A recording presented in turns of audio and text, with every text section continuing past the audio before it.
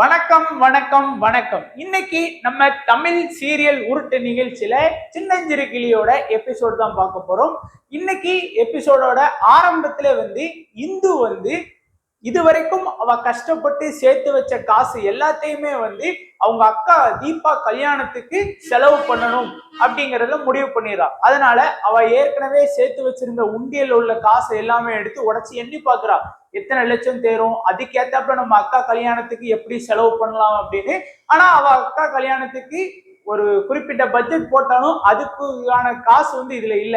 அதனால என்ன பண்றா, அடுத்த கட்ட நடவடிக்கையா அவங்க அம்மாவோடைய நகையை வித்து அதுல கிடைக்கக்கூடிய காசையும் தீபா கல்யாணத்துக்கு யூஸ் பண்ணிக்கலாம் அப்படின்னு இந்துவோட அப்பாவும் டிஸ்கஸ் பண்ணிட்டு இருக்கும்போது நம்மளுடைய வில்லி, நம்ம அதாவது கூடவே இருந்து குளிப்பறிப்பாங்கல்ல, அதுதான் அந்த தீபா, அந்த அவதான் உள்ள வர்றா. சோ உள்ள இப்படி 3 லட்சம் ரூபாயில என் கல்யாணத்தை முடிக்க போறீங்களா? அதெல்லாம் முடியாது, என் ஃப்ரெண்ட்ஸ் எல்லாம் நான் நிறைய பேரை கூப்பிடணும், ஏன்னா நான் பெரிய பணக்காரி இல்ல அப்படிங்கிற சீன் அந்த தீபாவுக்கு இருக்கிறது குடிக்க கஞ்சி கிடையாது. ஆனாலும் பாத்தீங்க அப்படின்னா அவ கொடுக்குற பில்டப் இருக்கே, ஐயோ அந்த மாதிரி போயிட்டு இருக்கு. அது மட்டும் இல்லாம அவ இதுக்கு முன்னாடி அவ ஃப்ரெண்டு வீட்டு கல்யாணத்துக்கு போனாலாமா, ஒரு இலையில 10-15 ஸ்வீட்டு பலகாரம் எல்லாம் இருந்தாமா, அதே போல என் கல்யாணத்துலயும் வைக்கணும் நீங்க அப்படின்னு சொல்லி தீபா இந்து கிட்ட சொல்றா. அதுக்கு இந்து அப்படிலாம் நம்மளால முடியாது, நம்ம கிட்ட இருக்கிறதே கொஞ்ச நெஞ்ச காசு தான், அதை வச்சு நாங்களே உன் கல்யாணத்தை எப்படி பண்ணலாம்னு நினைக்கிறோம், நீ என்னன்னா பண்டம் பலகாரம்னு சொல்லிட்டு இருக்க அப்படின்னு சொல்லும்போது தீபா பெரியவாளாட்டும் கோவப்பட்டு வீட்டுக்குள்ள போயிட்டா. அதுக்கப்புறம் அவ இந்துவும் அவங்க அப்பாவும் சரி அடுத்து நம்ம என்ன பண்ணலாம் அப்படின்னு பாக்கலாம் அப்படின்னு சொல்லிட்டு இந்து அவளோட அம்மா நகையெல்லாம் விற்கிறதுக்கு அடகு நகை கடைக்கு போறான். சோ அங்க போயிட்டு பார்த்தா அங்க எல்லா நகையுமே வித்து காசா வாங்குறா.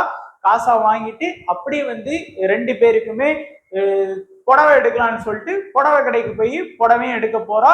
ஸோ அங்கதான் ஒரு ட்விஸ்ட். எப்படி நாடகம் போயிட்டு இருக்கும் போதே நம்ம ஹீரோ என்ட்ரி இல்லைன்னா எப்படி? ஸோ நம்ம ஹீரோ கர்ணா அவன் ஃபியூச்சர் ஒய்ஃபை கூட்டிட்டு உள்ள வர்றான். ஸோ அவனும் பாத்தீங்கன்னா அதே கடைக்கு தான் புடவை எடுக்க வர்றான். அவன் இந்துக்கு பாக்குறதுக்கு முன்னாடி ஒரு புடவைய அவன் ஒய்ஃப், அதாவது வருங்கால மனைவிக்கு செலக்ட் பண்ணான். இது உனக்கு நல்லா இருக்குமோ அப்படின்னு ஒரு புடவைய செலக்ட் பண்ணான். ஆனா அவ வேண்டான்ட்டா. சோ அந்த புடவைய பாத்தீங்க அப்படின்னா இந்து எடுத்து கட்டிட்டு ட்ரையல் பாக்குறா, நல்லா இருக்குது.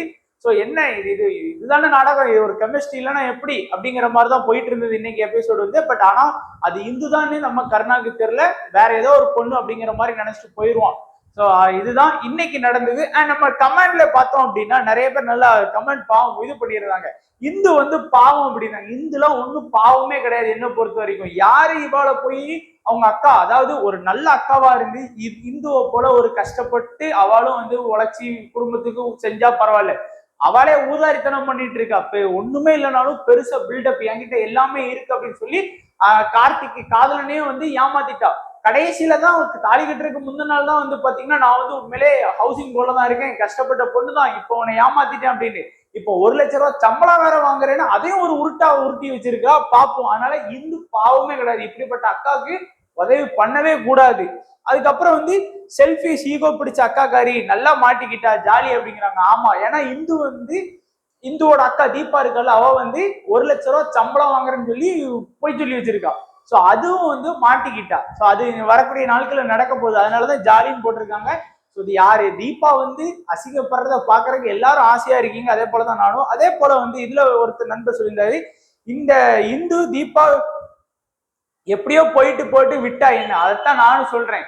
இந்து மேலதான் தப்பு. தீபா சும்மா ஃபேமிலி சென்டிமெண்ட்டை வச்சு இந்துவை அடிச்சிட்டு இருக்கா. ஆனா இந்து தான் அவளுக்குன்னு ஒரு லைஃப் இருக்குல்ல, அதுக்காக சேர்த்து வச்ச காசை கூட இப்போ தீபாவுக்கு செலவு பண்றா. தப்பு இல்ல, ஒரு நல்ல அக்காவா இருந்து அவளும் தீபாவும் அவங்க குடும்ப சூழ்நிலையை புரிஞ்சுக்கிட்டா பரவாயில்ல. அவ என்னமோ அம்பானிக்கு பேத்தி மாதிரியும் அவ்வளவு பில்டப் கொடுத்துட்டு இருக்கா தீபா. அப்படிப்பட்ட அக்காவுக்கு உதவி பண்ணவே கூடாது, உங்க ரியல் லைஃபா இருந்தாலும் சரி அப்படி பண்ணவே கூடாதுங்கிறது தான் ஒரு எடுத்துக்காட்டு. அடுத்து இந்து பாவம், எல்லா பிரச்சனைக்கும் இந்த அக்காக்காரி தான் காரணம். இவ்வளவு பணத்துக்கு இந்து எங்க போவாங்க, நல்லா வேணும் இந்த அக்காவுக்கு. அதாவது இந்துக்கு தான் பிரச்சனையே. அவ தீபா இவங்களோட எல்லா சொத்து சுகம் எல்லாத்தையுமே அனுபவிச்சுட்டு இருக்கா. இந்து முட்டாள்தனமா இருக்கு. அதாவது நம்ம ஊர்ல சொல்லுவாங்கல்ல, தென்னைமரம் மேல எனக்கு கீழே உனக்கு அப்படின்னு அந்த மாதிரிதான் இந்த கதையும் போயிட்டு இருக்கு. ஸோ பார்க்கலாம் வரக்கூடிய நாட்கள்ல இந்து இனியாச்சும் இந்த ஆட்டக்காரி அக்காவை புரிஞ்சுக்கிறாளா இல்லையா அப்படிங்கறத நம்ம பார்ப்போம். ஸோ வீடியோ பிடிச்சிருந்தா லைக் பண்ணுங்க, நம்ம யூடியூப் சேனல்ல சப்ஸ்கிரைப் பண்ணிட்டு வீடியோ பாருங்க. வரக்கூடிய நாட்கள்ல நிறைய சீரியலை வந்து நம்ம உருட்டா இல்லையா அப்படிங்கறத நம்ம பார்க்க போறோம்.